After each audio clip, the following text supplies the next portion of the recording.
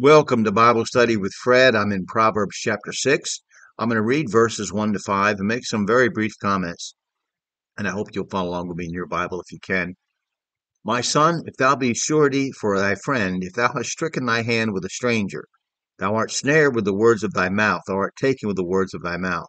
Do this now, my son, and deliver thyself. When thou art come into the hand of thy friend, go humble thyself and make sure thy friend. Give not sleep to thine eyes, nor slumber to thine eyelids. Deliver thyself as a roe from the hand of the hunter, and as a bird from the hand of the fowler. Now in Genesis 43:9 and 44:32, one definition of surety is a guarantee provided by one party to ensure something for another.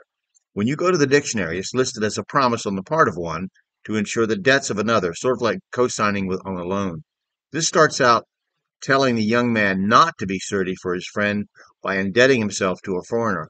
I would say that our mishandling of money is one of the ways we become enslaved to the world. Money is a tool, it should never be your master. A simple rule here would be to never co-sign for anyone. The more complicated principle is to make sure you know the person and the situation very well before you enter into such a relationship.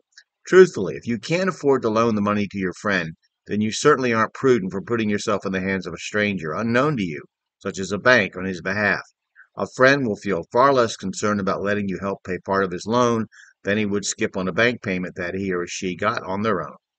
I would ask, is my friend a believer? Does he have a good record of being responsible with money? Why does he need me as surety?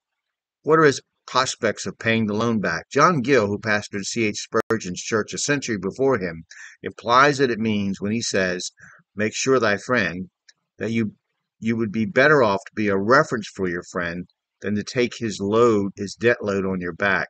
He also says not to rest until that loan that you've made yourself responsible for is paid back. However, for the Christian, Paul makes this statement about debt. Romans 13:8. Owe no man anything, but to love one another. For he that loveth another hath fulfilled the law. Debt is a trap. Putting yourself on the line and in debt for someone else is a bigger trap.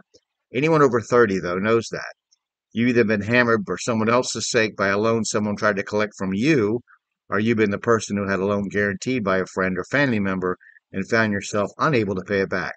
If your child needs you to co-sign a loan for him or her to get a car, you should ask yourself, how much money has that child saved before he had the chance to drive a car? Is he or she responsible enough to take his commitment seriously? Honestly, though, folks, Christians don't take the promise to pay back a loan very seriously at all these days. With mortgage help, bankruptcy, and other things available to us by law, we tend to more easily walk away from a promise made by our mouths and signed by our hands. This harms our testimony greatly. So I thought that was pretty common sense advice from Solomon, King Solomon, and wanted to share it with you.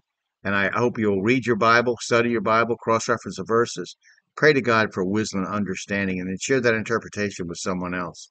Thank you.